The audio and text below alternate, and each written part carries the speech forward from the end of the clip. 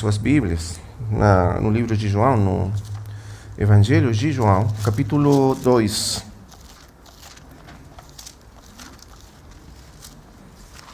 João, capítulo 2.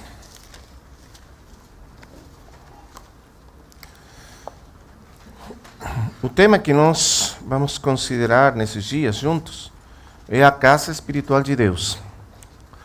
A casa espiritual de Deus é um tema muito longo nas Escrituras. Nós poderíamos passar muito tempo e gastar muito tempo estudando, examinando esse assunto, esse tema, um dos principais temas da Escritura. Mas, na verdade, nós vamos focar especificamente em alguns pontos essenciais que têm a ver especificamente com Deus mesmo. Quando nós falamos da casa e falamos de Deus. Vamos falar de Deus na casa.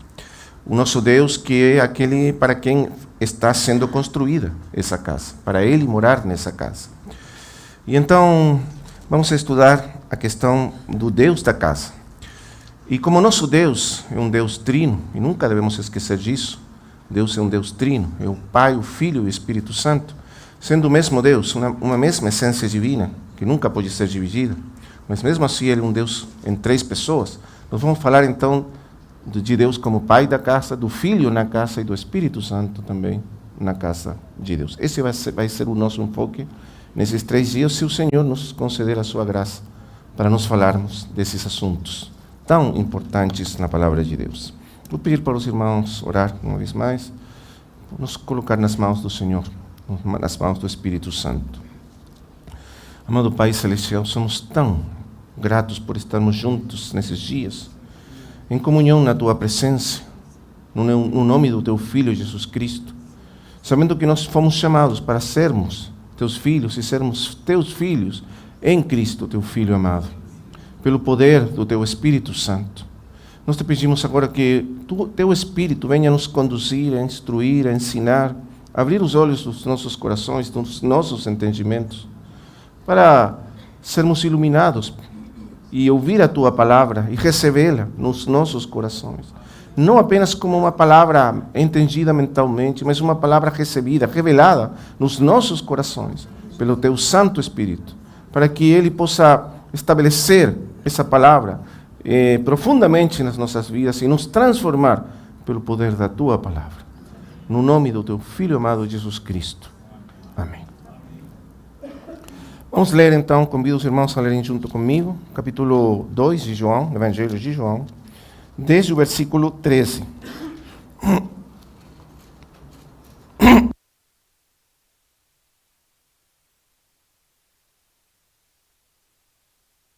Tá. Aí, sim. Versículo 13. E estava próxima a Páscoa dos judeus, e Jesus subiu a Jerusalém. Ele achou no templo os que vendiam bois, ovelhas e pombos, e os cambistas ali sentados. E, fazendo um açorrague de cordéis, lançou todos fora do templo, junto com os bois e ovelhas. Espalhou as moedas dos cambistas e virou as mesas. Ele disse aos que vendiam pombos: tirai daqui estes, e não façais da casa do meu pai casa de comércio, ou, como diz outras versões, casa de negócio. Então, seus discípulos lembraram-se do que está escrito: o zelo de tua casa me consumirá, ou, mais literalmente, me devorará. Responderam, pois, os judeus e disseram-lhe: que sinal nos mostras para fazeres isso? Jesus respondeu e disse-lhes: destruí este templo, e em 3 dias o levantarei. Disseram então os judeus: em 46 anos foi edificado este templo, e tu o levantarás em 3 dias? Mas ele se referia ao templo de seu corpo. Por isso, quando ressuscitou dos mortos, seus discípulos lembraram-se de que lhes dissera isso, e creram na Escritura, e na palavra que Jesus dizera. Vamos ler aí, até aí.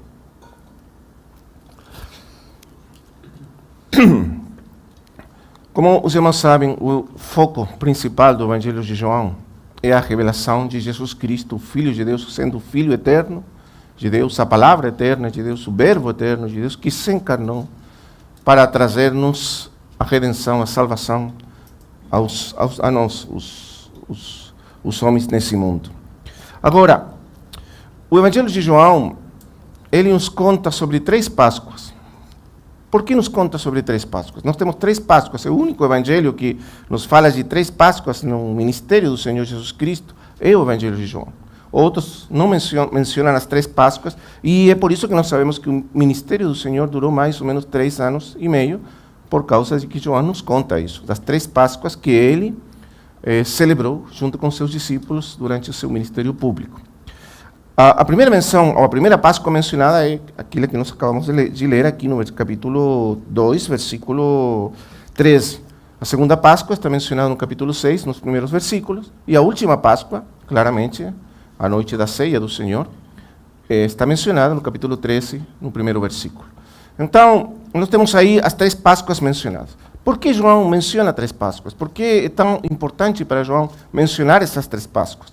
Porque ele, quando introduz ao Senhor Jesus Cristo, ou quando ele nos fala como o Senhor Jesus Cristo foi apresentado publicamente no mundo, ele nos disse que João o Batista, tanto como os outros evangelhos, mas ele enfatiza as palavras de João o Batista que não estão nos outros evangelhos.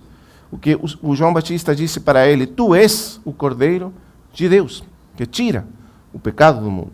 Essas são palavras que apenas aparecem no Evangelho de João. Então, o Evangelho já nos apresenta a Cristo, o Senhor Jesus, como sendo o Cordeiro de Deus, que tira o pecado do mundo. Ele é o Cordeiro de Deus que veio para tirar o pecado, para fazer expiação pelo pecado do mundo, para fazer reconciliação entre Deus e os homens, através do seu sacrifício como Cordeiro de Deus.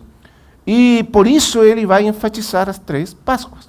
Porque nas Páscoas, como os irmãos sabem, era a lembrança daquela história, quando os judeus saíram lá de Egito, e tiveram que sair à noite, antes deles saírem, ou a mesma noite em que eles saíram de Egito, da escravidão de Egito, eles tiveram que sacrificar um cordeiro e colocar o sangue do cordeiro sobre as portas, ou nos marcos das portas, e então, essa noite eles foram libertados e saíram do Egito, e o anjo que passou matando os primogênitos, e matou todos os primogênitos do Egito, ainda os primogênitos de Faraó, ele não matou os primogênitos que estavam nas portas, que estavam com o sangue nos marcos das portas.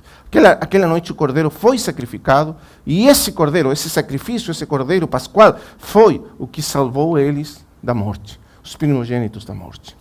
E então eles saíram nessa noite e foram liberados para sempre da escravidão que eles experimentavam lá no Egito. Esse é o assunto da Páscoa. E então isso claramente nos fala do Senhor Jesus Cristo como sendo o Cordeiro de Deus. E por isso, João nos mostra aqui a primeira Páscoa, logo vai nos falar da segunda Páscoa no capítulo 6, e finalmente da última Páscoa do Senhor no capítulo 13. Agora, por que é importante a menção da Páscoa? Pelo que vai acontecer na frente. Vamos ler, capítulo 2, versículo 14. O Senhor, então, aquele dia, subiu para Jerusalém. Interessante entender que os acontecimentos que vão desde o capítulo 1 até o capítulo 4 de João são anteriores aos eventos do ministério público do Senhor mencionados nos evangelhos sinóticos. Os evangelhos sinóticos começam no final do capítulo 4 de João, para você ter uma ideia do que está acontecendo. Esses acontecimentos apenas são mencionados por João e aconteceram um ano antes dos acontecimentos que estão mencionados no ministério público do Senhor nos evangelhos sinóticos. Então aqui estamos em coisas que aconteceram antes. Ele subiu para Jerusalém e ali, versículo 14, ele achou no templo aos que vendiam bois, ovelhas e pombos, e os cambistas ali sentados, e fazendo uma sorrague de cordéis, lançou todos fora do templo, junto com os bois e ovelhas, espalhou as moedas dos cambistas e virou as mesas. Agora, esta história é uma história que parece duplicada nos evangelhos, porque você vai achar essa mesma história nos sinóticos, mas no final do ministério do Senhor. Na última semana, quando ele entrou novamente em Jerusalém, antes da sua morte, aí aparece essa história do Senhor entrando no templo e fazendo tudo que aqui é descrito. Então, muitos pensam que talvez João errou na cronologia dos eventos e colocou o evento no princípio da vida do ministério do Senhor. No entanto, os outros sinóticos colocam esse evento no final da vida do Senhor. Mas, na verdade, se você estuda com mais atenção o que está acontecendo aqui, você vai ver que provavelmente foram dois eventos diferentes. No princípio ele entrou no templo e fez isso, e no final ele novamente entrou no templo e fez exatamente a mesma coisa, porque nada tinha mudado nesses 3 anos. Ainda continuavam os mercaderes aí vendendo pombos e os cambistas cambiando moedas. Então, interessante porque, na verdade, foi um acontecimento duplo. E a ênfase de cada acontecimento é ligeiramente diferente, porque o Senhor entrou aí no princípio do seu ministério e logo fez o mesmo no final. Nós sabemos que os estudiosos do livro de João, os eruditos, sabem que João foi muito cuidadoso com a cronologia. Ele faz uma ênfase muito importante na cronologia dos eventos. E por isso nós sabemos que o Senhor teve um ministério de 3 anos e meio, porque ele era muito cuidadoso. Então, é muito difícil João ter errado na questão de quando aconteceu este evento. Vamos ver então, esse é o contexto geral do evento que estamos falando, mas vamos fixar nossos olhos ou atentar para o que realmente está acontecendo aqui.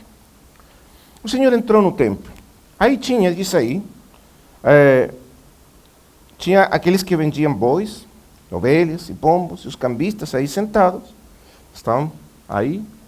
A parte onde ele entrou, o templo, se os irmãos talvez saibam, o templo daquele templo era o templo de Herodes. O rei Herodes tomou o templo reconstruído depois da volta dos judeus para reconstruir o templo, no tempo de Zorobabel e o tempo depois de Esdras e Neemias. Então, naquele tempo foi reconstruído um templo, o que é chamado de segundo templo. Mas esse segundo templo era bastante pequeno, bastante menor do que era claramente o templo de Salomão.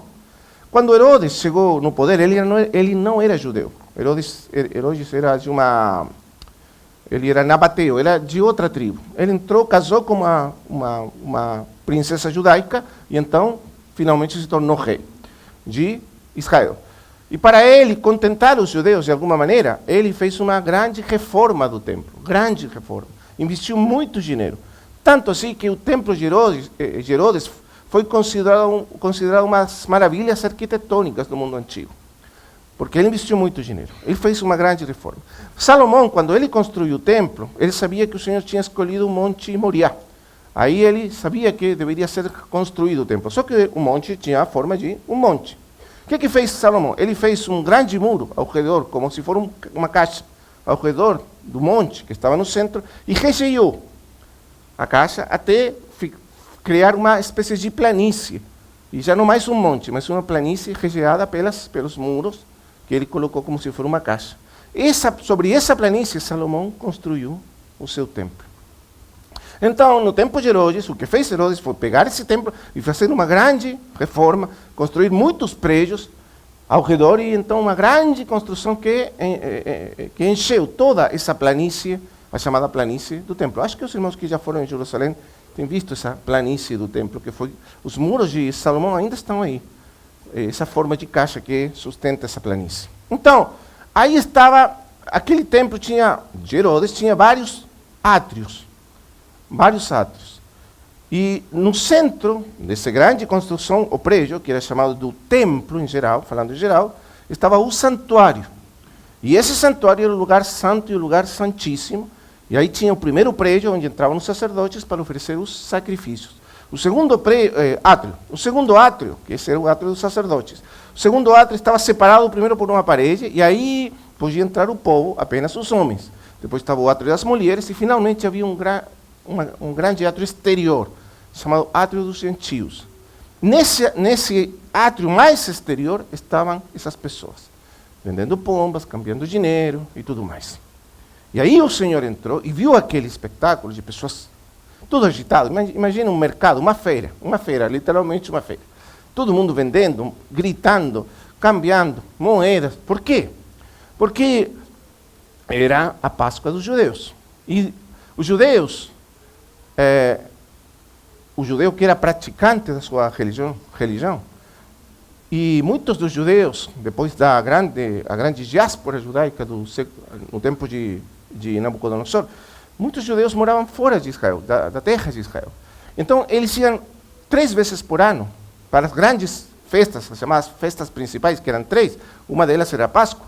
Iam 3 vezes por ano celebrar as grandes festas de Israel em Jerusalém. Porque a Páscoa só podia, segundo o Velho Testamento, ser celebrada em Jerusalém. Então, eles iam para Jerusalém, e claro, você não podia ir em Jerusalém com cordeiros para sacrificar, porque você precisava de um cordeiro para celebrar a Páscoa. Esse era o mandamento da lei. Então, você não podia ir com um cordeiro. Então, lá, os sacerdotes do templo, que governavam no templo, eles tinham pastores que cuidavam do gado dos sacerdotes. Você lembra quando o Senhor Jesus nasceu lá em Belém? Diz que tinha nas montanhas, tinha pastores de ovelhas, cuidando das ovelhas, e os anjos apareceram para ele. Então, o que acontecia? Os sacerdotes tinham pastores contratados para cuidar ovelhas, para criar ovelhas que eram dos sacerdotes. E eles vendiam essas ovelhas certificadas. Você sabe que a ovelha não podia ter defeito, qualquer defeito.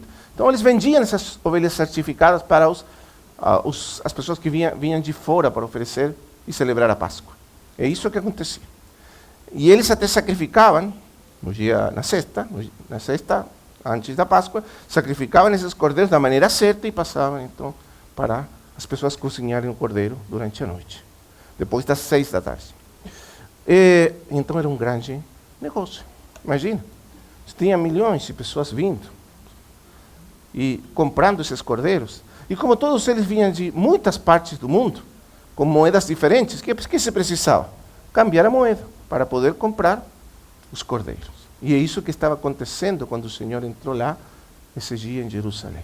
Pessoas vindo de todas partes, comprando os cordeiros para a Páscoa, todo mundo agitado, era o momento de comprar o cordeiro, os sacerdotes vendendo os cordeiros, aí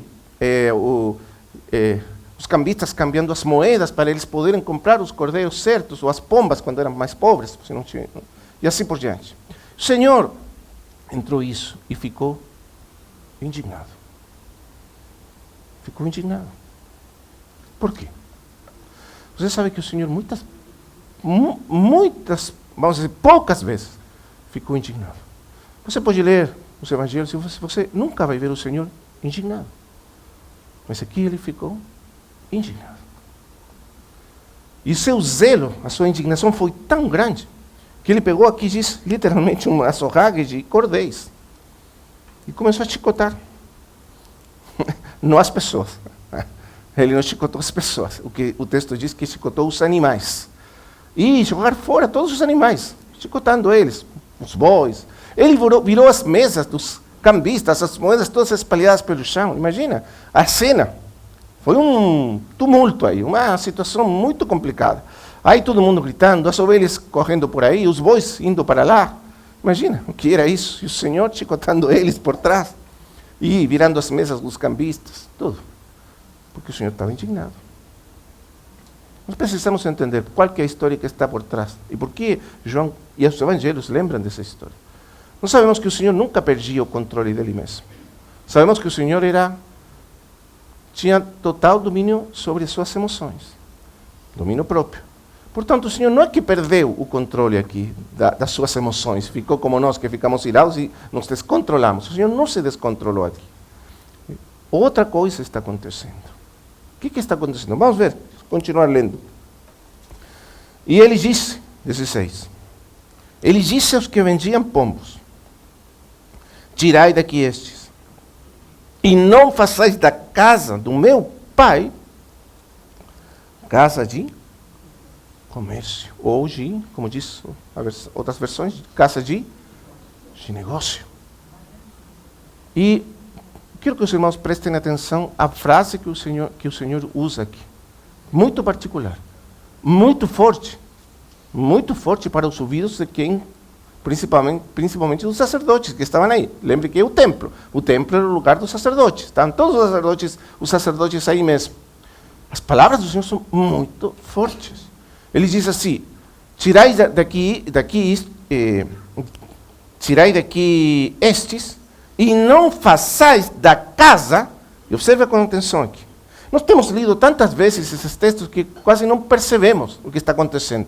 Mas o Senhor está dizendo: tirai daqui estes, e não façais da casa do meu, presta atenção a esse pronome, meu próprio Pai.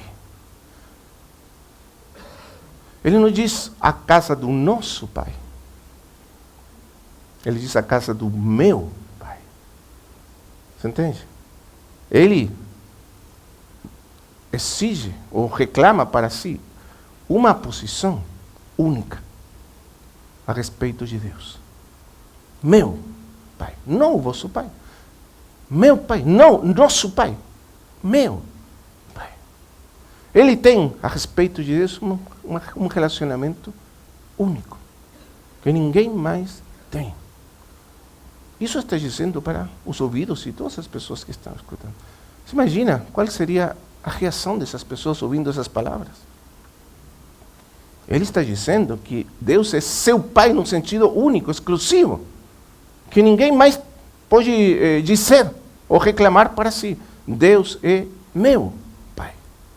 Agora, quando nós lemos os evangelhos, você vai perceber isso. O Senhor Jesus Cristo usa a expressão meu Pai, muitas vezes, particularmente no Evangelho de João, ou vosso Pai, quando fala de Deus como nosso Pai. Mas ele nunca vai usar a expressão nosso Pai. Você entende? É meu Pai e vosso Pai, mas nunca nosso Pai, se incluindo conosco na mesma categoria. Nunca. Porque existe uma diferença radical entre ele e nós. Ele é o Filho de Deus no sentido único, exclusivo. De uma maneira em que ninguém mais é Filho de Deus. E isso ele está destacando aqui. Então, vamos para entender o que o Senhor está colocando aqui. Porque aqui, importante, nós vamos ver mais para frente, estamos frente a um desses chamados versículos pareados, ou parejados. Não sei se diz parejados ou pareados. Pareados. No Evangelho de João. Tem vários versículos pareados. E esse é um dos versículos pareados, onde você encontra uma frase, uma expressão do Senhor, e logo encontra em outro versículo a mesma frase, a mesma expressão do Senhor. E isso é importante porque isso significa que um versículo, ou uma expressão, deve ser entendida na luz do outro versículo que contém a mesma expressão. O outro versículo, para os irmãos saberem já, está em João capítulo 14.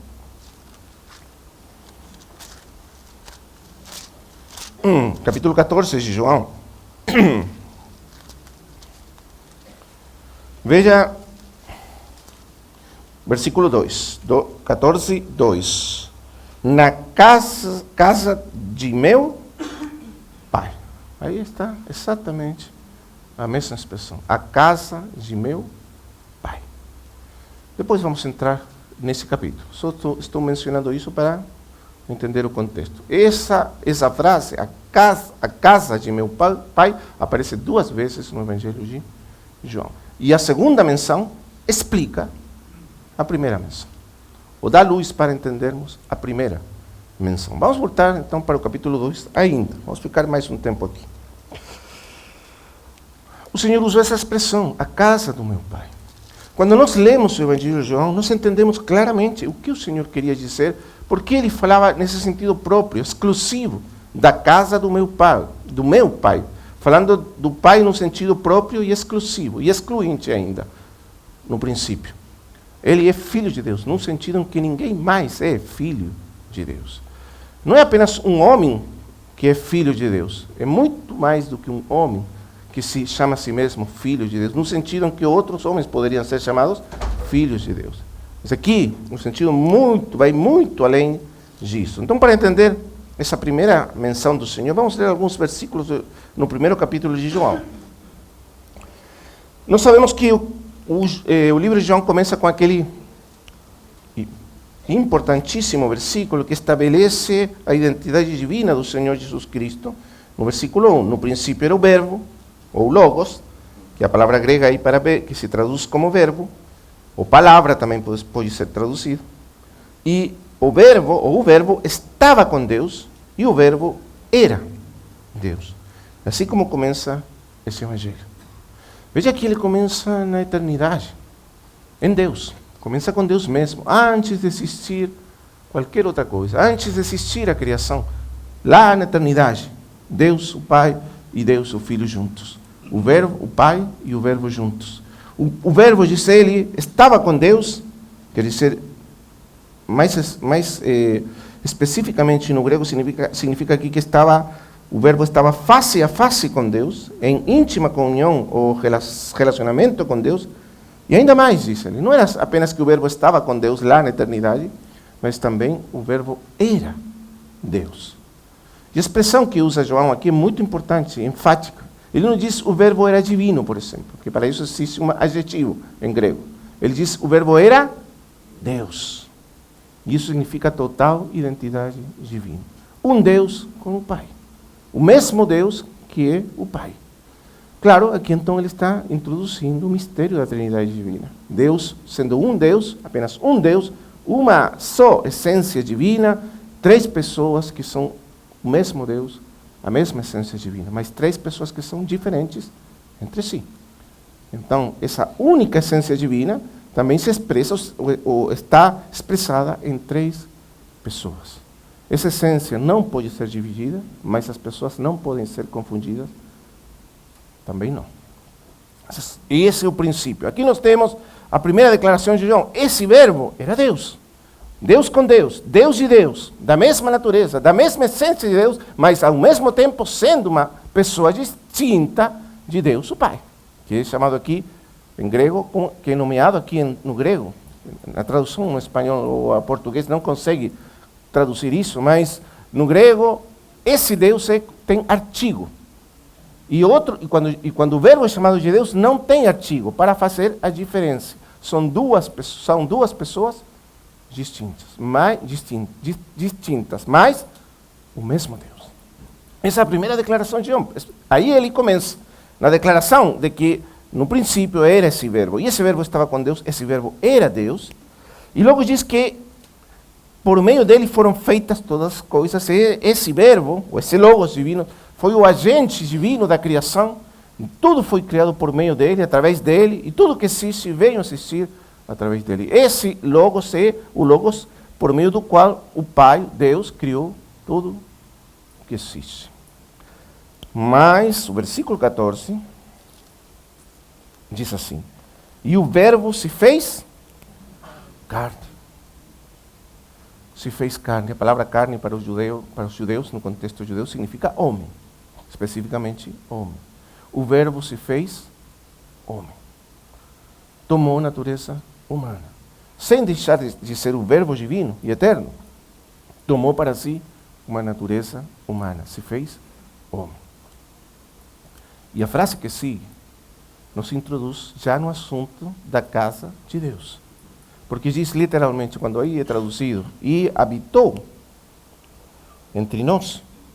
O verbo grego habitar literalmente significa que ele pôs ou colocou o seu tabernáculo, a sua tenda, entre nós. Ele colocou o seu tabernáculo entre nós. E João, propositadamente, usando essa terminologia, essa maneira de falar, está nos levando para trás. Para onde? Para o tempo do Êxodo. Quando o povo de Israel saiu de Egito e foi levado para o Monte Sinai, e aí recebeu a lei de Deus e recebeu a aliança de Deus, e entrou numa aliança com Deus. Logo Deus deu para Moisés as especificações do tabernáculo, chamado tabernáculo de reunião. Esse tabernáculo era uma tenda.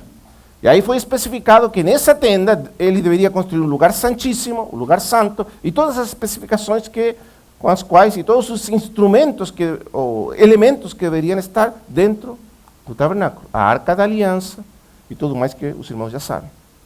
Esse tabernáculo foi chamado tabernáculo de reunião. Porque esse tabernáculo foi construído para a glória de Deus descer e habitar no meio dos filhos de Israel. Deus habitando com os homens. Deus habitando no meio dos homens. A glória de Deus habitando com os homens. Você sabe que quando o tabernáculo foi terminado, a glória, a Shekinah, como chamaram depois os judeus, a glória de Deus, a Shekinah de Deus entrou no tabernáculo e pousou sobre a arca da aliança. E desde aí, Deus falava com Moisés. Não foi isso? Agora, compare isso com o que disse João. Aquele verbo eterno que é Deus, que possui a mesma natureza divina e eterna de Deus, a mesma glória de Deus, esse verbo, que é Deus com Deus desde a eternidade, ele desceu, assim como Deus desceu lá no Sinai. Ele desceu, assim como Deus desceu lá para habitar entre as tribos de Israel, naquele tabernáculo, naquela tenda, assim ele também desceu, mas agora não para habitar numa tenda feita por mãos humanas, mas para habitar na natureza humana mesmo. E tomou para si uma tenda, um tabernáculo, e habitou. E a glória de Deus desceu entre os homens. Você pode ver isso? Porque ele diz imediatamente, e nós contemplamos a sua glória. Eu mesmo. É isso que João está lembrando para aqueles que conhecem a história do judaísmo, de Israel. E vimos, contemplamos a sua glória. Essa glória que lá desceu, agora desceu novamente, mas já não mais numa tenda, num tabernáculo, na sombra do passado, nas sombras da lei, mas na realidade, no cumprimento dessa sombra, desse tipo. Esse é Jesus Cristo, o verdadeiro tabernáculo, a verdadeira casa de Deus com os homens. E assim como os homens podiam vir e encontrar Deus nesse tabernáculo de Moisés, e desde ali a glória de Deus falava com os homens, particularmente com Moisés. Agora, nesse tabernáculo nós tocamos, contemplamos, ouvimos Deus mesmo, em Jesus de Nazaré. É isso que está dizendo-nos João. Mas logo depois ele vai usar essa expressão maravilhosa, que é o centro, vamos dizer, o cerne do Evangelho de João. Veja a expressão dele. Versículo 14. E vimos sua glória, como a glória do, e observa aqui, unigênito do Pai. Essa é uma das palavras mais importantes do Evangelho de João. Unigênito. O que quer dizer João com unigênito? A palavra grega, que é traduzida como unigênito nas nossas Bíblias, é monogenes. Essa é a palavra grega, monogenes. E essa palavra é muito importante porque, na verdade, na história da teologia cristã, na história das doutrinas cristãs, é a palavra que, se você vai ler doutrina, teologia cristã, você vai ver que normalmente os teólogos interpretam monogenes como sendo, fazendo referência ao que eles chamam da geração eterna do Filho. Ele é gerado eternamente do Pai. E isso significa que ele é um monogênes, o Filho gerado eternamente do Pai. E sim, nós concordamos que é assim. Mas eu penso que João ainda não estava pensando nisso, quando ele escreveu esse texto. Esse texto, vamos dizer assim, essa palavra, mais que texto, essa palavra inclui essa ideia, está aí. Mas a ideia principal de João, quando usa essa expressão, vem do Velho Testamento. Os irmãos sabem que o Velho Testamento foi traduzido desde o hebraico para o grego, mais ou menos por volta do ano 200 e tanto, lá no Egito, começando lá no Egito, numa versão que depois foi chamada da Septuaginta, ou a versão dos 70. E então começou a ser traduzido. O primeiro que foi traduzido foram os 5 livros de Moisés, o Pentateuco. E depois, nos anos e os séculos seguintes, foram sendo traduzidos os outros livros do Velho Testamento, do hebraico para o grego. E então, nessa tradução, aparece duas vezes, na versão grega do Velho Testamento, que é a Septuaginta, a palavra monogenes aparece 2 vezes. E é muito interessante observar quando e onde aparece essa expressão monogenes, para entendermos por que João usa essa expressão aqui, referindo-se ao Filho de Deus. Veja comigo primeiro no livro de Gênesis.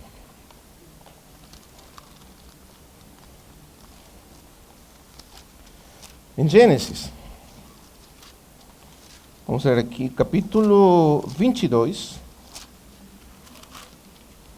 Nós temos essa história muito conhecida, em que Abraão Deus pede para Abraão sacrificar seu filho Isaque, lá no Monte Moriá. Mas veja o que aparece aqui, escrito. Capítulo 22, versículo 1. Aconteceu, depois destas coisas, que Deus pôs à prova a Abraão e lhe disse: Abraão, e ele respondeu: eis-me aqui. E disse, presta atenção, toma agora teu filho, teu único filho,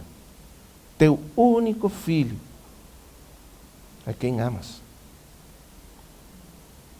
e vai-te à terra de Moriá e oferece-o ali em holocausto. A expressão aqui que diz, a frase, teu único filho a quem amas, que é traduzida assim na nossa Bíblia, foi traduzida do hebraico para o grego na Septuaginta como teu filho monogenes.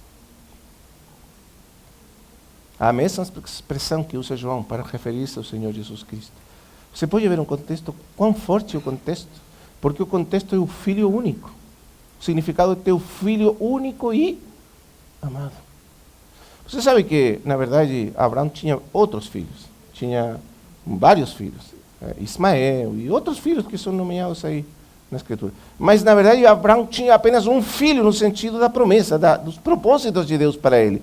Esse era o filho que concentrava todo o futuro da vida de Abraão.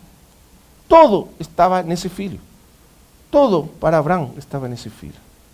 O filho que ele amava. O seu único filho. Se esse filho morria, Abraão não tinha mais. E Deus pede para ele esse filho amado e único. A expressão aí é monogênese. Você vai ver uma segunda coisa. Que esse filho aparece ligado com o sacrifício e holocausto. O filho é pedido para ser oferecido em holocausto. O filho está aí, é único, é amado, e Abraão deve oferecê-lo em holocausto, em sacrifício a Deus. Isso é muito importante. Amado, e deve ser oferecido em holocausto. Nós já conhecemos a história, não vamos entrar nisso, só estou lembrando para os irmãos. A segunda vez está no livro dos Juízes. E aí, no livro de Juízes, vamos buscar aí. Deixa eu buscar aqui.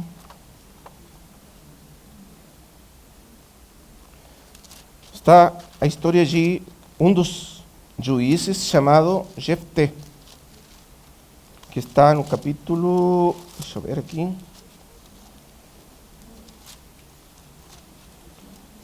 é capítulo 10. Desde o capítulo 10. Mas, no capítulo 11, nós temos uma história muito estranha.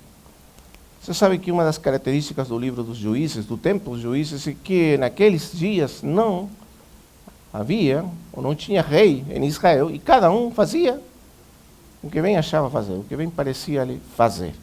Essa é a história dos juízes. Então, muitas coisas muito fora do, vamos dizer assim, do padrão da lei de Deus, acontecia naquele tempo no livro de Juízes. Mas, veja a história. Jefté, antes de ir para a batalha, ele fez um voto ao Senhor. Capítulo 11, versículo 30. Jefté fez voto ao Senhor, dizendo, se entregares os amonitas em minhas mãos, qualquer que sair das portas da minha casa para me receber, quando eu regressar vitorioso dos amonitas, será do Senhor, e o oferecerei em holocausto. A mesma expressão que aparece referida a Isaac lá, no capítulo 22 de Gênesis. Veja o que aconteceu. Ele venceu, foi vitorioso na batalha, voltou para sua casa, e quando ele voltou, veja o versículo 34. Então voltou Jefté a Mispá, para sua casa, e eis que sua filha, que saía para lhe receber com adufes e danças, e veja aqui, presta atenção, e ela era sozinha, sua filha única, não tinha além dela filho nem filha. Sabe qual é a palavra que se traduz aí como a sua filha única? Monogênese. A mesma palavra. A sua única e amada filha. E ele não tinha mais filha, nem filho. E o que ele fez? Ele atuou loucamente. Ele fez uma coisa muito errada, naquele voto que fez. Mas ela foi oferecida também em holocausto a Deus. Essa única e amada filha. Não é que Deus aceite holocaustos humanos, mas a menção está aí, não tanto pela loucura de Jefté, porque Jefté fez erradamente nisso, mas porque a filha era única e amada. E quando o pai disse para ela: ai filha, que horrível, que eu fiz, eu errei totalmente, eu fiz esse voto, e agora não vou poder não cumprir esse voto ao Senhor. O que eu vou fazer agora? E agora, o que eu faço? E a filha falou: não pai, não se importe, eu estou disposta, eu vou morrer. A ênfase não está em Jefté, mas na filha de Jefté, que aceitou ser oferecida a Deus em holocausto. Assim como Isaac, que também aceitou ser oferecido. E só porque o anjo de Deus parou a faca na mão de Abraão, que ele não foi oferecido nem sacrificado. Mas ele estava aí, já disposto a morrer em holocausto. Você está vendo por que João então vai usar essa expressão referida ao Senhor Jesus Cristo? Ele não é apenas o Filho único e amado de Deus, mas é o único e amado Filho que ele entregou por nós em sacrifício. E esse Filho aceitou e se entregou em sacrifício por todos nós. Por isso, quando João vai usar essa expressão, porque de tal maneira amou Deus ao mundo, que deu, que coisa deu ele? Seu único e amado Filho, seu monogênese. Está vendo? Em holocausto, em sacrifício, por todos nós, para que todo aquele que nele crê não se perca, mas tenha vida eterna. Esse é o Senhor Jesus Cristo. Não apenas o Filho único e eternamente amado por Deus, esse é seu privilégio eterno, mas é o Filho que se encarnou para fazer a vontade do Pai e mansamente se entregou a si mesmo em holocausto, em sacrifício, o único e amado Filho de Deus. Essa é a ênfase, irmãos. Nós perdemos de vista muitas vezes isso. Quanto amava o Pai e o Filho, para nós é incompreensível. Nunca entenderemos quanto ama o Pai e o Filho. Para nós é impossível entendermos isso. Mas Ele foi entregue por nós, por amor de nós. Ele nos amou tanto que entregou o seu único e amado Filho por nós. Por isso, quando o Senhor fala da casa do Pai, Ele entra aí e vê aquele espetáculo de negócios, de mercadoria, que as pessoas nem conseguiam entender o que está no coração do Pai. Sabe por que o Senhor fica indignado? Porque essas pessoas não entendem o coração do Pai. Apenas Ele consegue entender o coração do seu Pai. Ninguém mais consegue entender o Pai, o amor do Pai, o propósito do Pai, a casa do Pai. Ninguém entende o que é realmente a casa do Pai. Você deve lembrar, irmão. Os irmãos lembram. Sabe onde foi edificada a casa do Pai? Sobre o Monte Moriá. O que aconteceu no Monte Moriá? Por que foi edificada aí? Porque foi aí que Abraão ofereceu seu único e amado filho em holocausto a Deus. E por isso aí foi edificada a casa de Deus. Esse é o significado. Deus oferecendo o seu único e amado filho. É por isso que existe uma casa de Deus no mundo. Se Deus não houvesse entregue seu amado filho, como poderia existir uma casa dele no mundo? Porque a casa de Deus, como nós vamos ver, não são as paredes, os muros, as pedras. Isso não é a casa, é uma figura, um tipo. A verdadeira casa de Deus somos nós. E Ele entregou seu filho para nós sermos seus filhos na sua casa. Quando Abraão ofereceu Isaac, o Senhor não permitiu Isaac ser sacrificado. E parou a faca na mão de Abraão. E Abraão não matou seu filho. E lembra qual foi a grande pergunta de Isaac, quando ia caminho lá no Monte Moriá, caminhando da mão do pai? Onde está o cordeiro para o holocausto?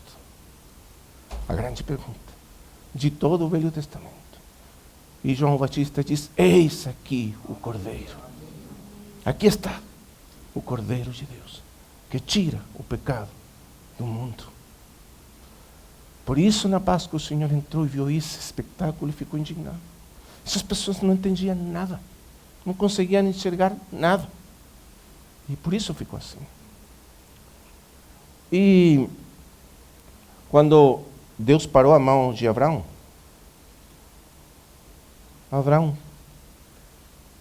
Deus falou para Abraão assim: Abraão, não faças dano ao teu filho amado, teu único, porque eu já conheço que tu temes a Deus. Lembra disso? E agora eu farei um juramento para ti. E Deus jurou para Abraão. E faz tudo aquilo que Deus primeiro fez uma promessa, lembra disso? Depois fez uma aliança com Abraão. E aqui, depois desse momento, Deus faz um juramento. Por mim mesmo eu jurei que te abençoarei, te multiplicarei, farei de ti uma grande nação, e a tua descendência, teus filhos, tua casa, Abraão. Isso que significa a descendência, casa. Tua casa será como as estrelas do céu e a areia que está na beira do mar. Mas sabe o que isso significa? Você já pensou? Que preço pagaria Deus para cumprir a promessa feita a Abraão? Qual era o preço dessa promessa para Deus? Deus não permitiu Abraão sacrificar seu filho, mas nesse ato, Deus prometeu a Abraão sacrificar seu próprio filho para cumprir o juramento feito a Abraão. Pensa nisso. Esse é o significado da casa de Deus. Deus dando o seu próprio filho para fazer e dar a Abraão uma descendência eterna. A casa de Deus. Então, isso está aqui, isso está aí, no princípio do Evangelho de João. Quando nós vamos para o capítulo 2, então voltemos aí, capítulo 2. Mas antes, antes de voltar para o capítulo 2, veja comigo o capítulo 1, versículo 18. Capítulo 1, versículo 18. Deus, diz João, nunca foi visto por alguém. Aqui Deus, claramente Deus, o Pai. Nunca foi visto por alguém. Ninguém jamais ouviu Deus. Agora, uma expressão muito forte, mas você dirá, mas e o que acontecia com os profetas do Velho Testamento? Será que não diz que Moisés falava com Deus face a face? Como é que ninguém nunca viu jamais Deus? Mas o sentido aqui é que tudo que as pessoas antes, os grandes profetas de Israel, incluindo Moisés, conseguiram ver de Deus, na verdade era apenas um resplandor longínquo da sua glória. O único que viu Deus face a face desde a eternidade é o Filho. Ninguém mais conhece Deus dessa maneira. Por isso, se você vai comigo, vamos ver um versículo que explica isso. Capítulo 11 de Mateus. Veja o que diz aqui o capítulo 11 de Mateus, versículo 27. Todas as coisas me foram entregues por meu Pai, porque Ele é o Filho amado do Pai, é o herdeiro de todas as coisas. Assim como Isaac, o monogênese, era o herdeiro de tudo o que Abraão possuía. Todas as coisas me foram entregues por meu Pai. E ninguém conhece, veja a expressão aqui, perfeitamente o Filho. Quer dizer, ninguém conhece Deus realmente como Ele é, senão o Filho. E ninguém conhece perfeitamente, ninguém conhece perfeitamente o Filho, senão o Pai, e ninguém conhece perfeitamente o Pai, senão o Filho. E, aliás, e aquele a quem o Filho quis o queira revelar. De maneira que ninguém conhece Deus, senão o Filho. Mas o Filho é quem revela o Pai. E nós podemos conhecer o Pai através do Filho. Então, por isso, vamos voltar ao versículo 18 de João. O que diz? Capítulo 1, versículo 18. Então, Deus nunca foi visto por alguém. Aí o sentido é conhecer. Claramente ninguém pode ver Deus fisicamente, porque ele não é um ser físico, material. Então não se refere a ver Deus dessa maneira, com os olhos físicos, mas conhecer Deus. Ninguém nunca conheceu realmente Deus. O Filho unigênito, monogênesis, único e amado eternamente, que está no seio do Pai, eternamente no seio, no colo do Pai, na intimidade do Pai. Ele o fez conhecer. Isso é maravilhoso. Porque sendo o único que conhece verdadeiramente Deus, plenamente Deus, é o único que revela plenamente a Deus. O único que tem autoridade para revelar plenamente Deus é Ele, e mais ninguém. Então, não podemos conhecer Deus sem o Filho. E apenas o Filho nos faz conhecer plenamente, esse é o sentido, plenamente, quem é o verdadeiramente Deus. Agora, vamos continuar nesse mesmo sentido, lendo outros versículos. João 3, 11 e 13, ao 13. 11 ou 13.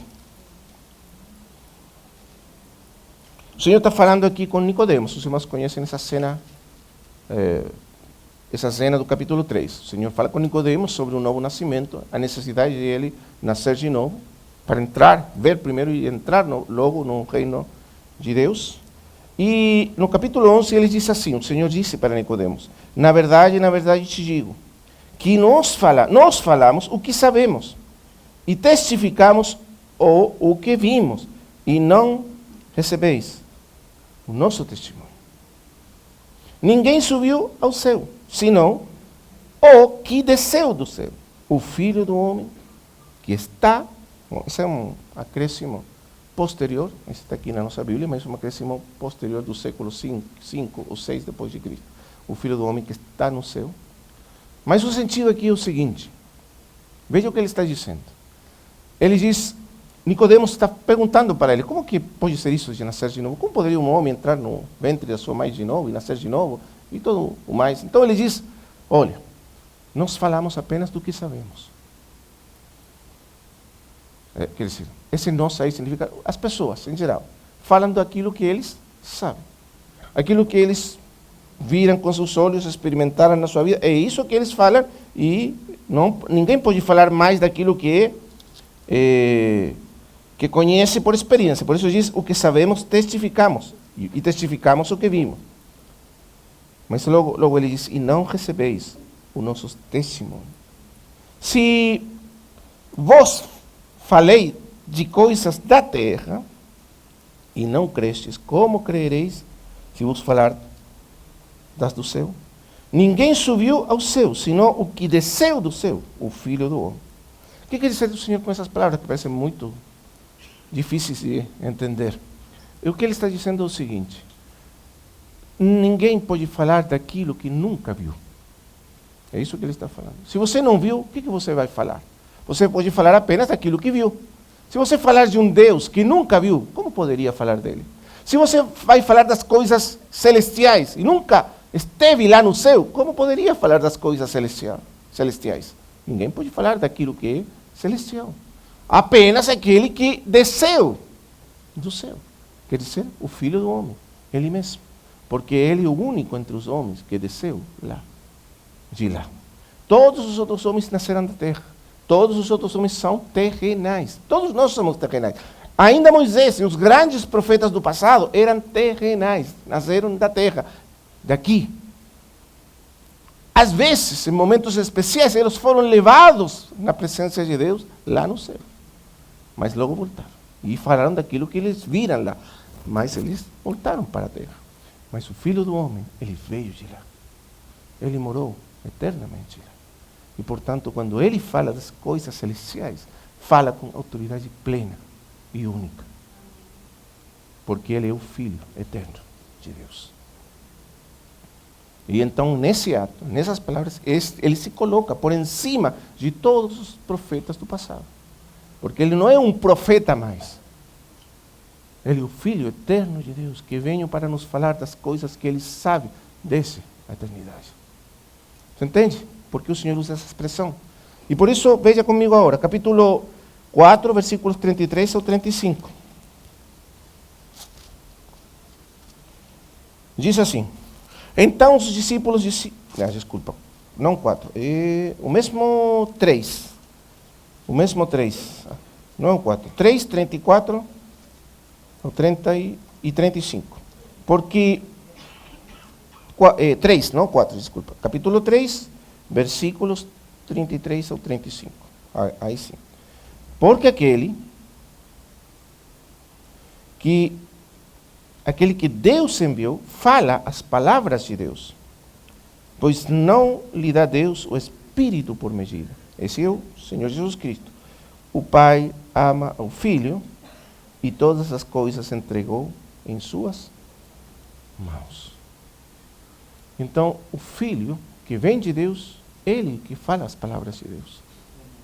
Veja mais, a expressão que ele usa aqui. Ele diz...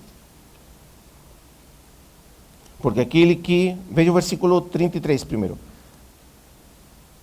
Aquele que aceitou seu testemunho, esse confirmou que Deus é verdadeiro. O 32 diz assim: e aquilo que ele viu e ouviu, disso testifica, e ninguém aceita seu testemunho. Então, ele diz que o Senhor Jesus é o testemunho. Você sabe que aí em Apocalipse, capítulo 3... Quando o Senhor fala para a igreja em Laodiceia, ele se chama a si mesmo a testemunha fiel e verdadeira. Já ouviu essa expressão? Sabe o que significa isso? João nos explica o que significa isso. Ele veio não para falar por ele mesmo, as palavras dele mesmo. Ele veio para nos falar fielmente de Deus o Pai e nos mostrar fielmente o caráter do Pai e as palavras do Pai. Então ele vem para dar testemunho. Ele é a primeira testemunha de todas, mas a testemunha dele é a testemunha do Filho, que fala do Pai. É isso que nos mostra João. Ele vem para nos falar de Deus, para nos revelar Deus, para nos mostrar quem é realmente Deus. E para nos dar as palavras de Deus. E por isso ele diz aqui que ele fala as palavras de Deus, porque ele é a testemunha de Deus. Veja o capítulo 5, versículo 19 agora. Então Jesus lhes falou: em verdade vos digo, não pode o Filho fazer nada por si mesmo, se o não vir fazer o Pai, porque tudo o que ele faz, o Filho também semelhantemente o faz. O Filho, então, fala as palavras do Pai.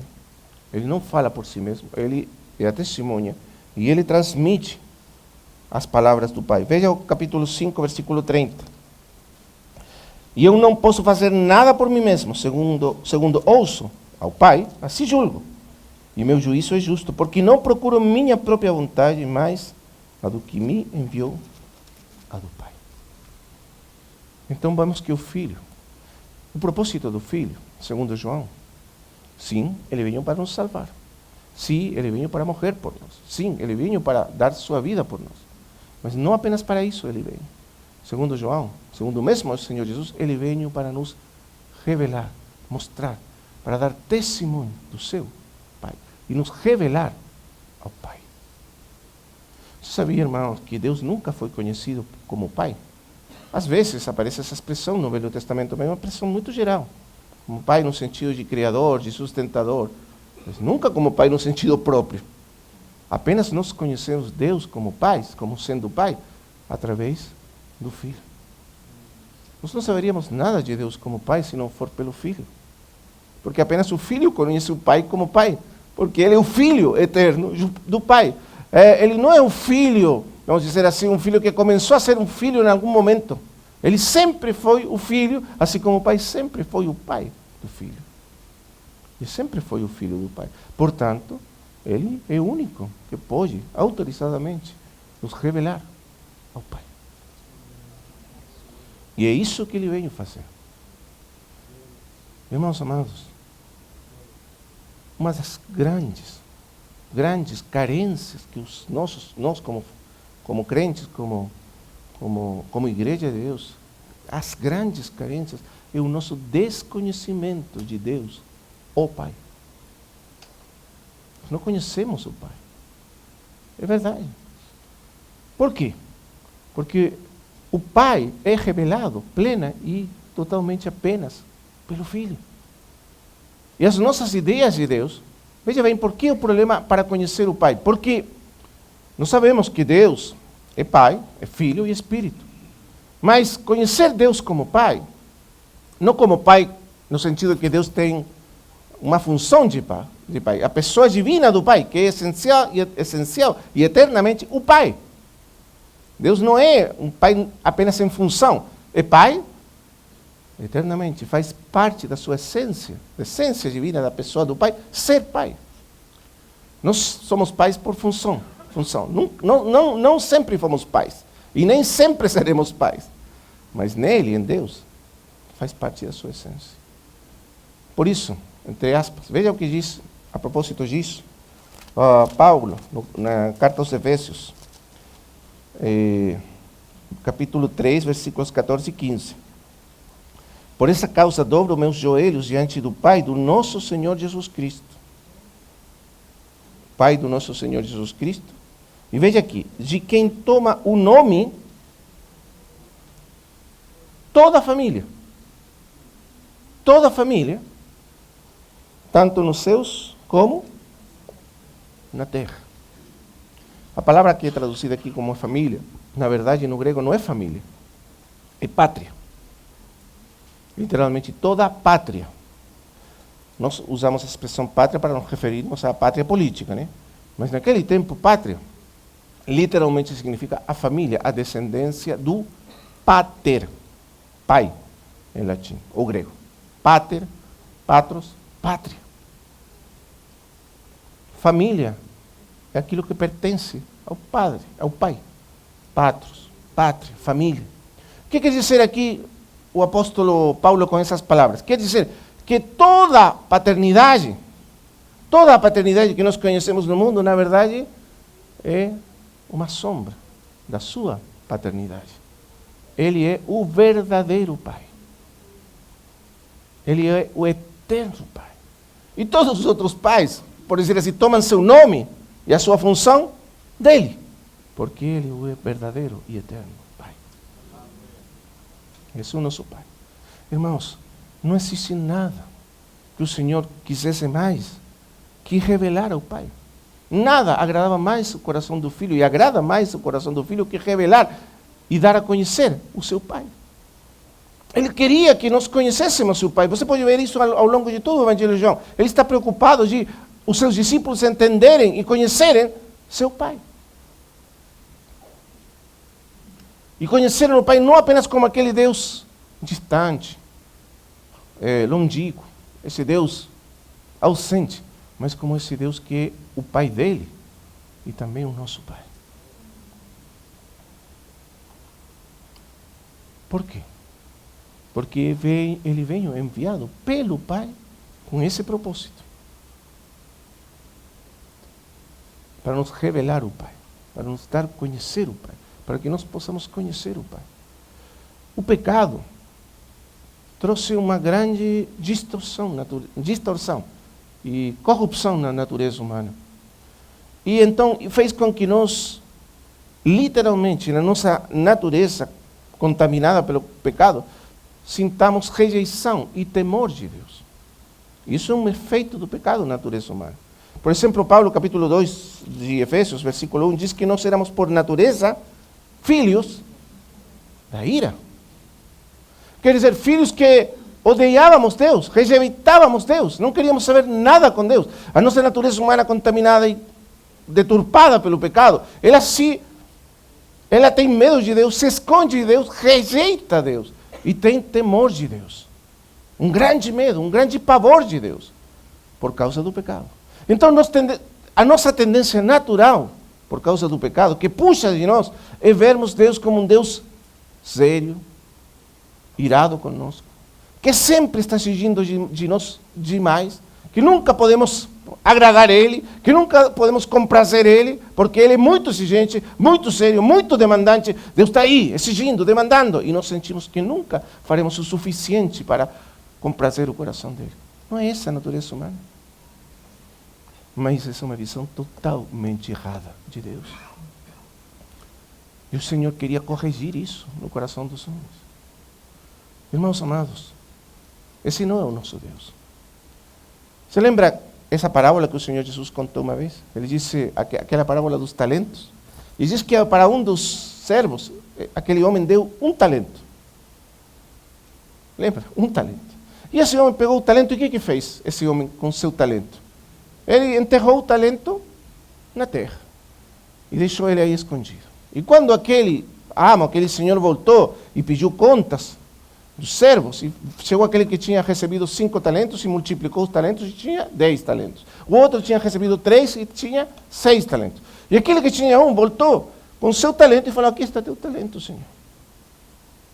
Ele disse, por que você não fez multiplicar o talento? Falou ele, porque eu te conhecia. Veja a ideia que esse homem tinha do seu Senhor. Eu te conhecia que tu és homem duro, severo, sério, que tu colheitas onde não semeaste, não é isso? E recolhes onde não espalhaste. Essa é a ideia que muitos de nós temos de Deus. Homem duro. Você exige, demanda, sempre. Mas esse não é o verdadeiro Deus. E o Senhor Jesus veio para nos revelar o Pai. E o que Ele revela especificamente do Pai é o que nós vamos ver agora. Capítulo 14. Vamos concluir primeiro, antes de ir para o capítulo 14, concluir a história do capítulo 2 e vamos para o capítulo 14. Capítulo 2 diz que, quando ele diz o zelo da tua... Versículo 17. Então, 2:17.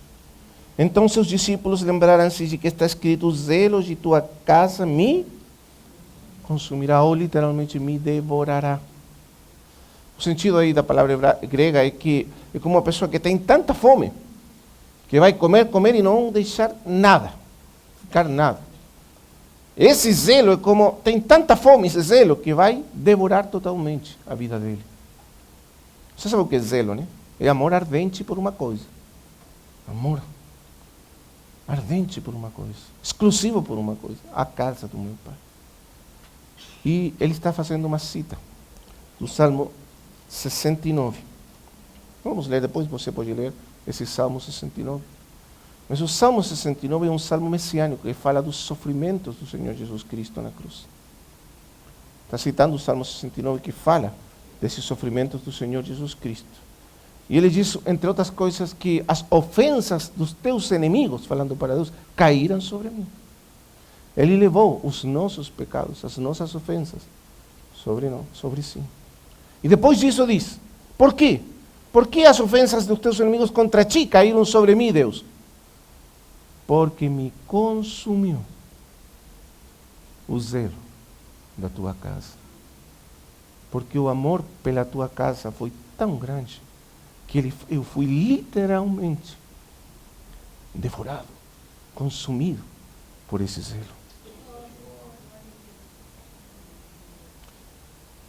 Só que tem uma pequena diferença, a cita de João. No Salmo 69, a cita está em tempo passado, porque me consumiu o zelo da tua casa. Mas na cita de João tem tempo futuro, porque me consumirá o zelo da tua casa. Porque nesse momento o Senhor ainda não tinha morto por nós na cruz.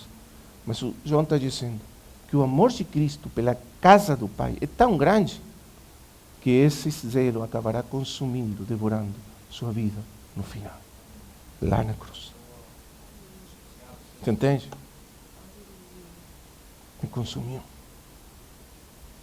Esse é o Senhor. Esse é o Filho amado de Deus. O Filho que o Pai enviou ao mundo. Por que enviou seu Filho ao mundo? Porque de tal maneira amou Deus ao mundo. Enviou seu Filho por amor ao mundo, que estava perdido, que odiava Ele. O mundo que rejeita Deus, o mundo que não quer saber nada de Deus, o mundo que foge de Deus, o mundo que tem a pior das ideias sobre Deus. Esse mundo Deus amou. O Pai amou ao mundo e enviou seu Filho. E seu Filho, que é um com o Pai em amor, em propósito, em vontade, desde a eternidade, em mente e coração, veio consumido pelo mesmo amor do Pai. Esse amor que consumiu o Filho é o mesmo amor que consome o coração do Pai, porque o Filho não faz nada por Ele mesmo. Se o Filho foi consumido pelo amor da casa do Pai, é porque o Pai foi consumido também pelo amor da sua casa. Você não pode separar eles nunca.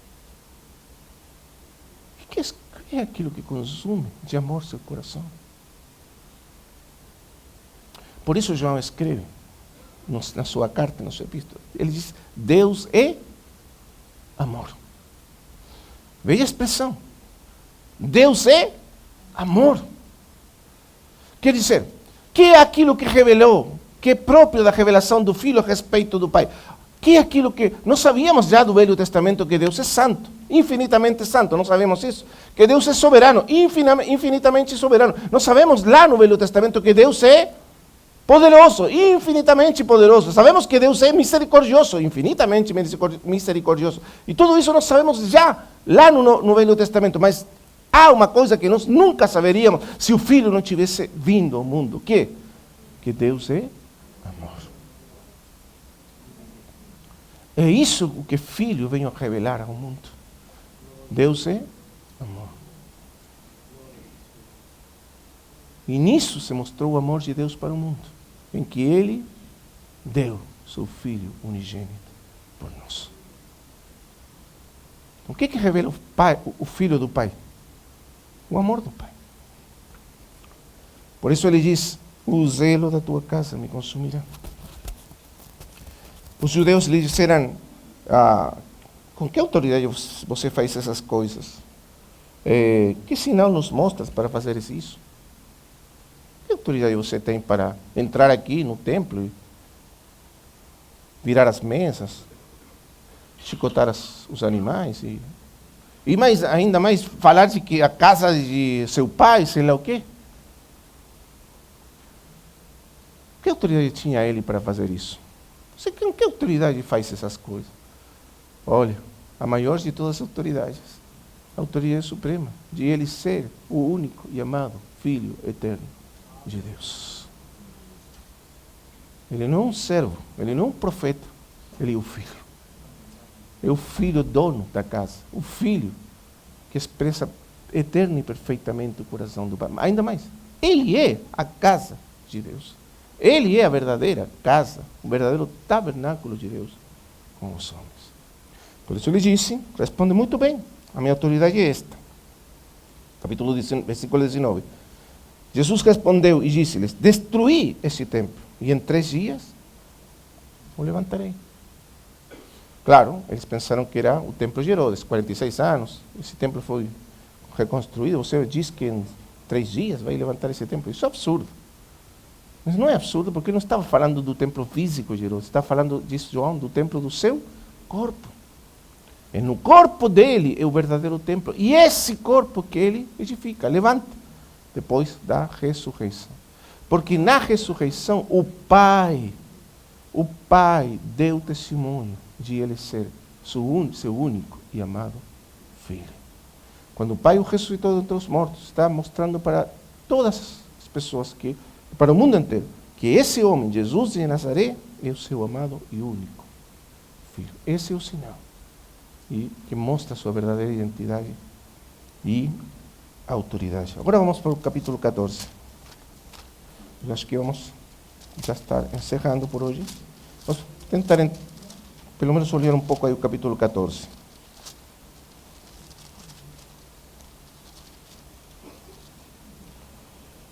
Não se turbe, versículo 1, o vosso coração. Credes em Deus? Credes em Deus, o Pai? Crede também em mim. Porque ninguém pode crer em Deus sem crer no Senhor Jesus. crede também em mim. E agora? Na casa de meu Pai há muitas moradas. A palavra moradas aqui, nós temos no grego, não significa casas. Às vezes nós lemos moradas, imaginamos casas. Eu lembro um cântico que nós cantamos quando éramos novos, aí na denominação onde nós estávamos, cantávamos lá no céu, eu tenho uma mansão, uma casa muito grande lá no céu. Não, aqui o Senhor está falando de casas físicas, de moradas físicas. Porque na verdade existe apenas uma casa, a casa do meu Pai. Mas irmãos, o que significa casa na Escritura? Casa tem dois significados na Escritura. Significa, no primeiro lugar, a descendência ou os filhos de uma pessoa. Por exemplo, a casa de Israel não significa a casa física, uma casa física, é a descendência de Israel. A casa de Jacó, os descendentes de Jacó. A casa de Davi, os descendentes de Davi. Então, os filhos de. Então, casa significa descendentes ou filhos. Esse é o primeiro sentido. O segundo, casa, é a morada. A casa onde uma pessoa mora ou vive. Esses dois sentidos estão presentes aqui. Casa como descendência e casa como morada. Ou habitação de uma pessoa. O lugar onde uma pessoa mora e vive. Nesse sentido, nós temos o templo e o tabernáculo do Velho Testamento. O lugar onde Deus, ou a glória, ou a presença de Deus, morava entre o povo de Israel. Casa, morada, habitação. Mas também casa é descendência e filhos. Esses dois significados estão aí no Velho Testamento. Então ele diz, na casa de meu Pai há muitas moradas. Do contrário, já vos teria dito, pois vou preparar-vos lugar. E se me vou, e vos preparo lugar, virei outra vez, e vos tomarei comigo, para que onde eu estou, vós estejais. Amém. Aqui nós estamos na cena da última noite do Senhor com os seus discípulos, na chamada última ceia do Senhor com os discípulos. E temos aquele discurso famoso do cenáculo do Senhor com eles, desde o capítulo 13 até o capítulo 17. O Senhor está falando então com eles da sua morte que está próximo. De fato, essa mesma noite ele vai ser entregue aos judeus, às autoridades judaicas, e vai ser crucificado no dia seguinte. Está muito próximo a morte do Senhor. Ele está dizendo, estou indo. Está avisando eles, estou indo. Vou ser tirado de vocês. Está falando da morte. Mas ele disse para eles, mas creia em mim. Confiai em mim. Tudo o que vai acontecer. E diz, na casa, por que tem que acontecer tudo o que vai acontecer? Porque na casa de meu Pai há muitas moradas. A palavra moradas aqui, no grego, significa literalmente quartos, habitações. Imagina uma casa muito grande com muitas habitações. Se você for um pai, e você tem muitos filhos, o que você faz? Prepara quartos para os filhos. Essa é a ideia que está aqui. Meu pai está preparando, e está preparando. Ou na verdade, eu estou preparando para meu pai a casa. Na casa do meu pai, muitas moradas. Ele quer receber muitos filhos. Mas esses filhos, para eles chegarem lá e serem recebidos na casa do meu pai, eu tenho que preparar lugar para eles. Preparar os quartos para eles, literalmente. Quando você teve a notícia de ter o seu filho, sua filha, o que você fez primeiro? Foi lá no quarto, né? Arrumou um quartinho. Aí você pintou o quarto, rosa ou celeste, depende do filho ou filha, né? Sexo. Aí você arrumou, colocou um berço. E foi arrumando tudo com tanto amor, não é? Com tanto amor. O filho está vendo. Esse é o sentido da palavra grega aqui. Eu vou preparar lugar para os filhos. Porque o coração do filho e do pai é um coração. O filho está esperando, o pai está esperando os seus filhos. Desde quando? Desde toda a eternidade. E então eu vou preparar esse lugar na casa do meu pai. Claro, a casa do pai não é um lugar físico, você tem que entender isso, né? A casa do pai, no primeiro lugar, é o coração do pai, é a presença do pai, é a glória do pai. Depois você vai ver claramente que quando o Senhor fala da casa do pai, está falando da glória do pai. Pai, Na última oração, capítulo 17, eu quero que aqueles que tu me deste estejam comigo lá e vejam a minha glória, e compartilhem da minha glória, e participem da minha glória. Porque a casa do Pai é Ele mesmo. E é nele que Ele ia preparar lugar para nós. Porque nós não éramos filhos de Deus. Nós não tínhamos um pai. Deus não era nosso pai, mas Ele trouxe o propósito eterno de Deus para nós, de nos tornarmos seus amados filhos. E na cruz, Ele fez lugar para todos nós. Porque no princípio Deus tinha apenas um único e amado filho, seu amado filho, unigênito. Mas quando Ele morreu na cruz, Ele abriu a casa do Pai para todos nós. Ele é a casa, e nós entramos nele, e nele achamos as moradas, os quartos preparados para todos nós. E fomos recebidos como filhos de Deus. Nele. Você entende o que está falando? Na cruz. Por isso ele diz, vou preparar lugar para vós. Mas esse lugar que Ele foi preparar, estava preparado no coração de Deus desde a eternidade. Então vou terminar enfatizando 3 ou 4 pontos sobre o amor do Pai pelos filhos. O amor eterno do Pai pelos seus filhos. Capítulo 1 de Efésios. Vamos encerrar aqui. Esses filhos que Cristo, de alguma maneira nós podemos dizer que, na verdade, o que Cristo veio a fazer no mundo é buscar os filhos de Deus. Aqueles filhos que Deus queria, escolheu para Ele. Cristo veio buscar, preparar lugar para eles e levar esses filhos para o Pai. E por que é assim? Veja comigo então, capítulo 1 de Efésios. Veja o que diz, capítulo 1, versículo 3. Bendito seja o Deus e Pai de nosso Senhor Jesus Cristo, que nos abençoou com todas as bênçãos espirituais nos lugares celestiais em... Esses somos nós. Quem? Os filhos de Deus. Ele nos abençoou aos filhos seus, o Pai, com todas as bênçãos espirituais. O que faz um pai que ama filhos, que prepara para eles tudo, dá tudo para eles. O Pai nos abençoou com todas as riquezas que o Pai tem para os seus amados filhos. Quando? Quando começou esse amor do Pai pelos filhos? Em que momento Ele fez isso por nós? Veja como continua. Capítulo 1, versículo 3. Segundo nos escolheu. Então veja, o primeiro ponto é que o amor de Deus é o amor de eleição. Quando a Escritura diz que o Pai nos ama, o primeiro que quer dizer é que Ele nos escolheu. Escolheu. Quando? Quando nos escolheu Deus? Será que nos escolheu faz 6 anos, 8 anos, 10 anos? Ou no momento que você conheceu, convertiu o Senhor? Não. O que diz a Escritura é que Ele nos escolheu antes da fundação do mundo. Porque o Pai é eterno. E o coração e a mente do Pai são eternas. E Ele nos conhece desde a eternidade. Irmão, nunca houve um tempo, porque em Deus não há tempo, Ele é eterno. Mas nunca aconteceu que nós não estivéssemos no coração e no amor do Pai. A palavra escolher significa amar. Não apenas escolher no sentido, vamos dizer assim, como geral. Escolher é amar. Escolher significa escolher para si. Nos amou, nos escolheu, nos amou.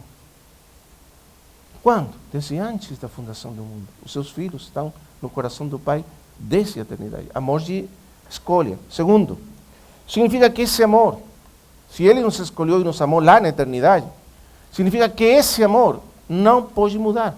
Nada poderia fazer esse amor mudar. Nada poderia fazer com que esse amor diminuísse ao nosso favor. Esse amor é constante, é eterno, nunca vai mudar. Porque Deus não apenas nos escolheu, Ele nos conheceu desde a eternidade. E conhecer significa conhecer perfeitamente. Quer dizer, Ele sabe exatamente quem somos, quem seremos, o que faremos hoje, amanhã, passado, até o final das nossas vidas. E assim, com tudo isso, Ele nos escolheu, nos amou, nos separou para si, para sermos seus filhos. Amor de eleição. que não muda, que não, nada pode fazer mudar esse amor. Depois veja, não apenas nos escolheu antes para que fôssemos santos e irrepreensíveis diante dele em amor, aí está a ênfase, amor. Mas 5, havendo nos predestinado, nos predestinou para sermos adotados como seus, e aí está então, porque nos amou, ele nos predestinou para sermos adotados como seus filhos. E a palavra adoção aí significa sermos recebidos por ele como seus filhos legítimos, com todos os direitos que um filho tem a respeito do pai. Porque a Escritura tem duas expressões para falar de nós como filhos de Deus. Ele nos diz que somos gerados por Deus como seu filho, e aí nos fala que Deus nos imparte a sua própria natureza para sermos realmente seus filhos. Mas aqui Paulo usa outra expressão, a adopção, huiotesia em grego, que significa sermos recebidos como filhos com todos os direitos que o filho tem. Talvez para entender a diferença, você pode ver o que acontecia no tempo antigo, por menos lá no Chile, acho que aqui deve ser parecido. Existia uma diferença entre filhos naturais e filhos legítimos. Uma pessoa, um homem, por exemplo, tinha um filho, fora do matrimônio, esse filho era filho dele, natural, biologicamente gerado, mas não era filho legítimo, legal. E, portanto, não tinha direito a herdar nada do pai. Não sei se era assim no Brasil antes, mas no Chile era assim. Então, você vê a diferença. Mas a Escritura diz que nós somos filhos, vamos dizer assim, gerados por Deus, da natureza de Deus, pelo Espírito Santo de Deus, nascidos de Deus, e também filhos legais, herdeiros legais, que temos direito a herdar todas as coisas do nosso amado Pai. Somos seus herdeiros.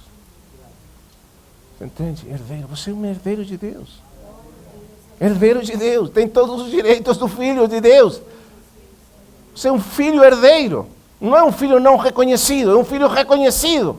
Como filho do Pai, herdeiro de todas as coisas do Pai. Os olhos do Pai estão sobre você desde a eternidade. Seu amor é infinito e não muda. Irmão, ele não é um homem duro, severo. Ele é o nosso amado Pai, que desde a eternidade fixou seus olhos em nós. Contou até os cabelos da nossa cabeça. Sabia que o Pai sabe quantos cabelos tem você na cabeça? Que importa quantos cabelos tem? Eu estou perdendo cabelos todo dia. Outros já perderam o cabelo. Mas o que tanto importa? Mas sabe que Deus até conta disso. O Senhor falou assim, Deus contou até os cabelos das nossas cabeças. Isso significa amor. Tal amor. O Deus se comprasse em nos fazer bem. Deus ama seus filhos. Deus quer fazer bem para seus filhos. Ele busca fazer bem. Então, amor de eleição. Amor de escolha. Esse é um amor que é livre em Deus. Os teólogos gostam de usar essas palavras. Esse é um amor, eles dizem, esse amor em Deus é livre. Sabe o que significa isso? Que Deus não foi compelido, forçado a nos amar por nada externo a Ele. Não existe nada que possa fazer com que Deus faça o que Ele não quer fazer. Deus faz a sua vontade. Muito bem, a vontade eterna de Deus é nos amar como seus filhos eternamente, livremente. Porque Ele quer, porque compraz seu coração nos amar. Veja, Ele não precisa de nós. Deus não precisa de ninguém. Deus é completo nele mesmo eternamente. Ele é Deus. Ele não precisa do nosso amor, da nossa obediência. Você lembra o que disse Jó? Muito interessante. Se você for bom, o que vai dar para Deus se você for? O que ganha Deus com que você seja bom? E se você for mau, o que Deus vai perder se você é mau? Deus não ganha nem perde nada com você. É você que perde, é você que ganha. Isso diz Jó. Eliú diz para Jó. Aí está.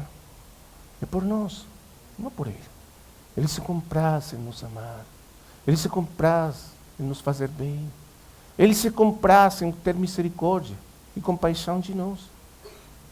Ele gosta de fazer isso. Ele ama fazer isso porque somos seus filhos.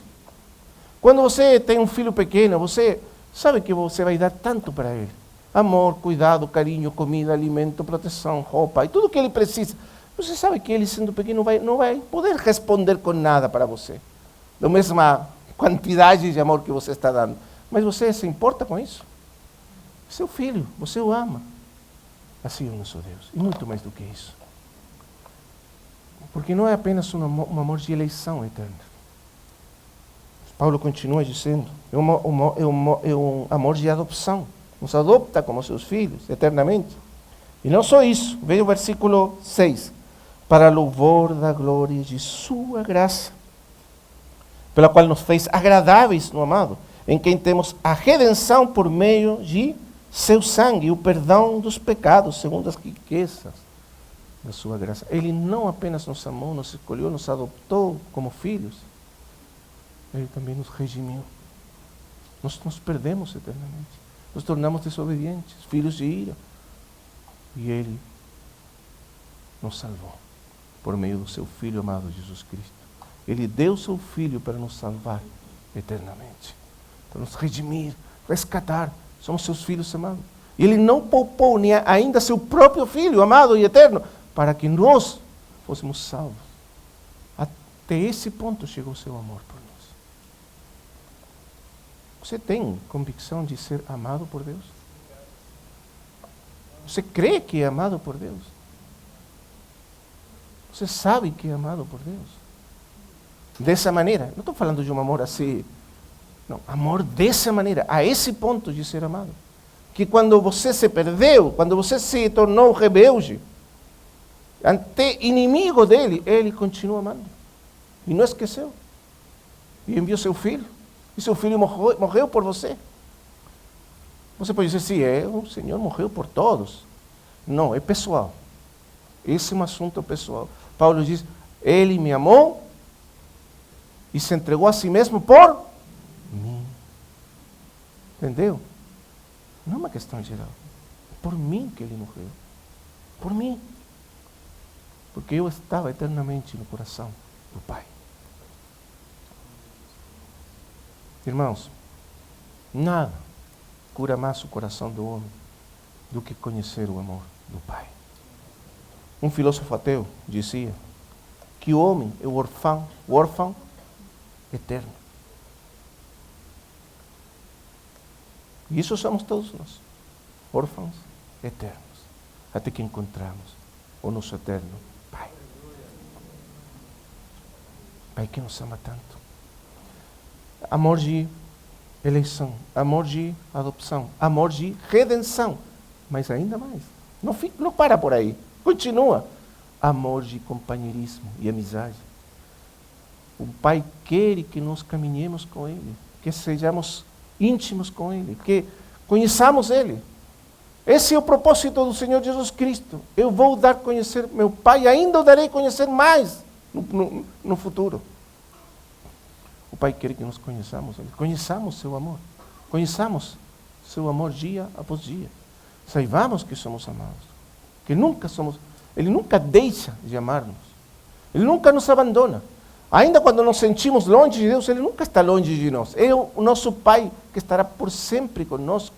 Por isso é que a Escritura coloca isso com tanta força. Se Ele deu o seu próprio Filho por nós, você acredita que Ele vai esquecer ou abandonar você alguma vez? Última coisa.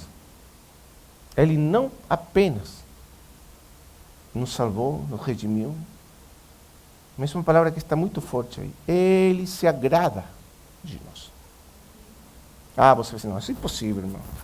Como Deus poderia se agradar de mim? Sabe como sou eu? Tão ruim, tão pecador, tão horrível, tão desobediente, tão... E aí você pode colocar toda a lista que você já sabe. Mas por incrível que pareça, Ele sim se agrada de nós.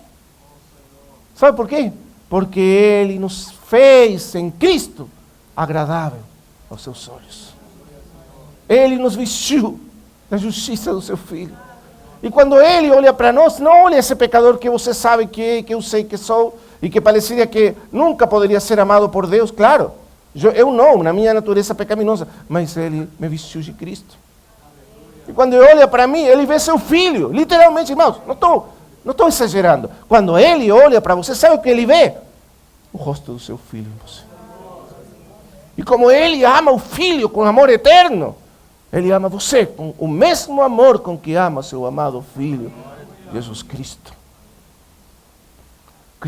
É o Senhor que falou isso. Não estou eu acrescentando coisas. O Senhor disse no capítulo 16 de João que o amor com que tu me amas, o mesmo amor, Pai, com que tu me amas, esteja neles e eu neles.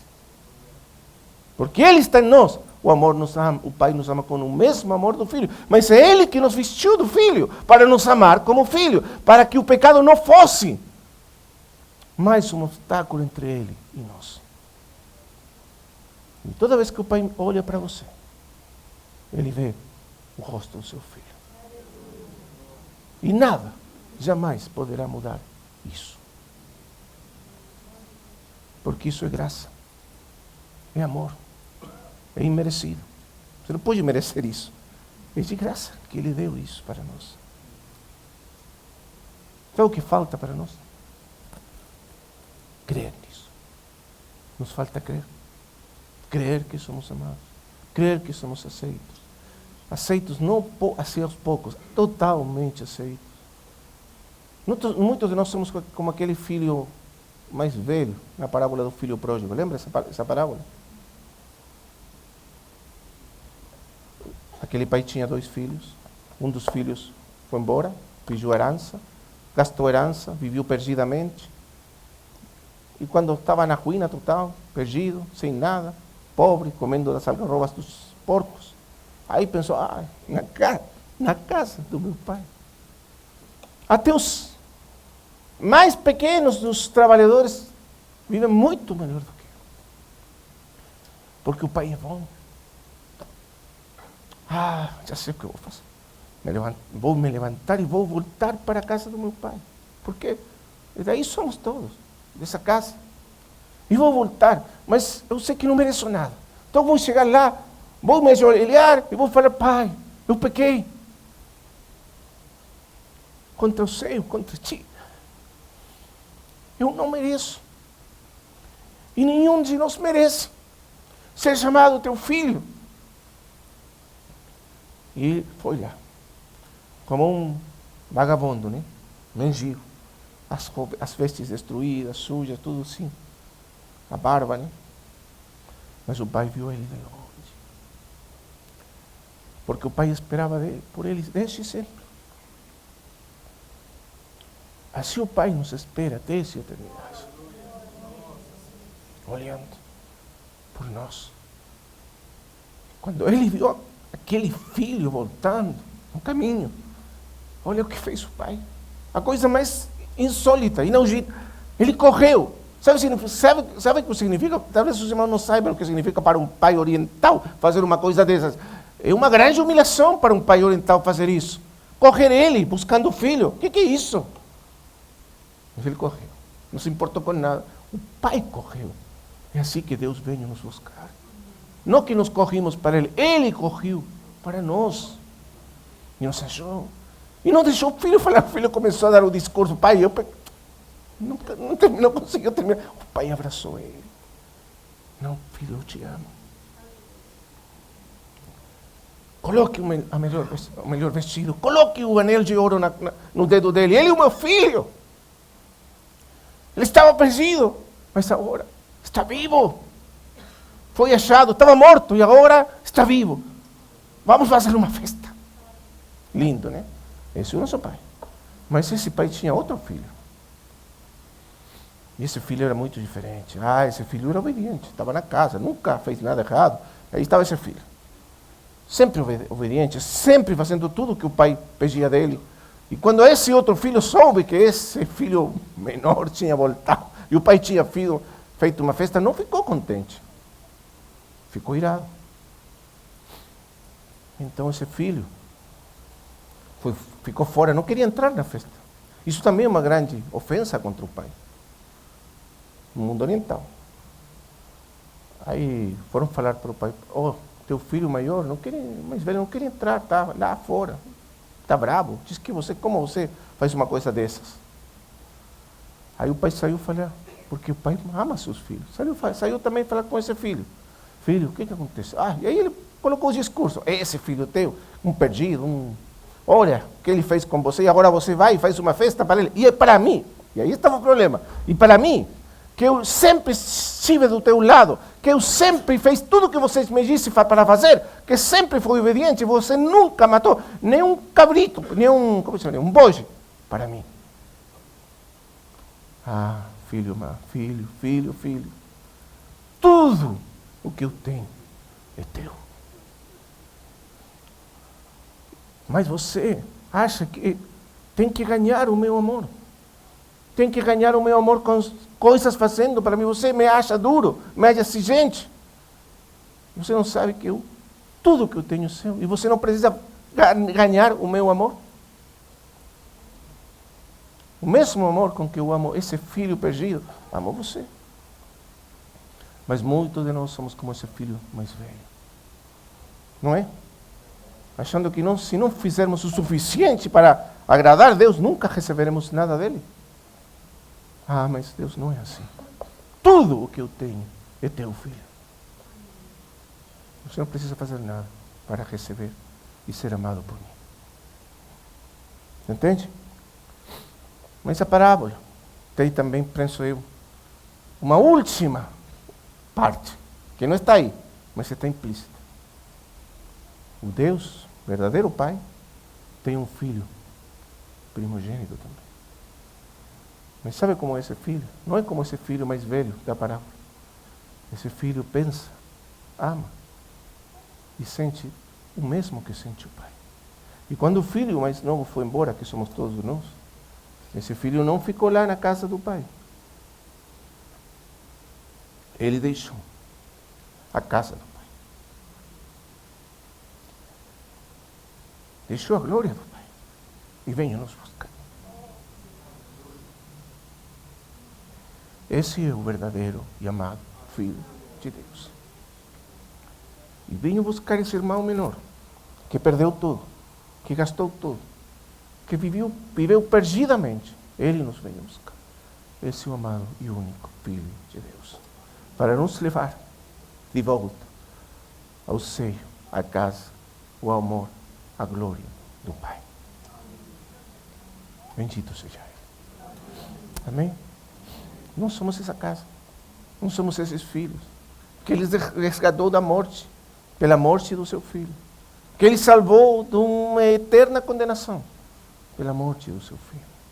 Porque nos amou eternamente. E Ele sim se compraz. Ele sim se agrada de nós. E nos olha sempre com olhos de eterno amor. Amém? Vamos orar ao Senhor? Meu Pai Celestial, somos muito gratos pela Tua palavra bendita. Nós somos a Tua casa, Pai. Agora nós entendemos mais um pouquinho o que significa sermos Tua casa, Teus amados filhos. Os filhos que estavam desde sempre no Teu coração.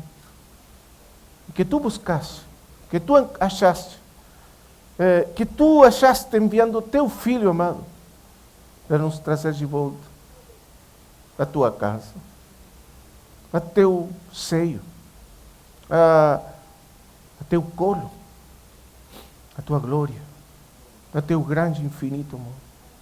E nós somos amados e abraçados por Teu amor. Oh, amado Pai, que Teu Espírito bendito e santo derrame esse amor nos nossos corações.